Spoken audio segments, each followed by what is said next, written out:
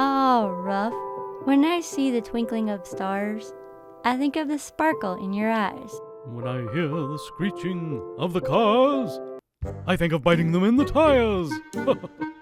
How romantic. Lucky for you, our visitors are here. Greeting visitors, I think we can upgrade you to friends now. Time for devotion 6. When Naomi walked back into Bethlehem, the entire city was moved about her. They spoke to her, calling her by name. Her name, by the way, meant sweetness. Instantly, Naomi bristled at that.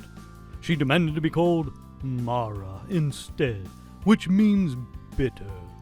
She then explained her demand. Ruth 1:21. I went out full, and the Lord hath brought me home again empty. Why then call ye me Naomi, seeing the Lord hath testified against me, and the Almighty hath afflicted me? The bitterness of Naomi is the unmissable 900-pound gorilla in the room.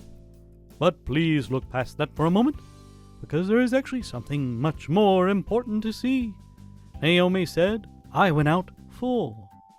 Many years earlier, the family had left, fearing the famine, and seeing nothing in Bethlehem worth staying for. But now, coming home empty-handed, she looks back and says, I had everything. So, if they had everything, why did they live to begin with? Does it not often seem that people do not realize what they have until it is gone? They stray from the will of God, seeking some elusive thing they think they simply must have. And it is not until they lose everything that they realize that they actually had everything. In the retail world, there is something called an inventory. A company will stop business for a day or two, simply to count and see what they already have.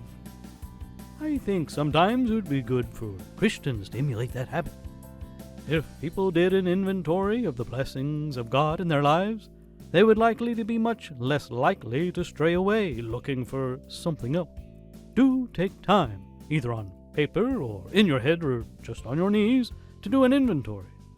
Take stock of every precious thing and person God has placed in your life. People who are busy counting their blessings are not usually people straying away from God's will, looking for better things in the devil's lands. Take inventory. A very wise idea. I have a sweet puppy friend who loves me. Oh, really? Where? He just doesn't know it yet. Thanks for visiting, friend.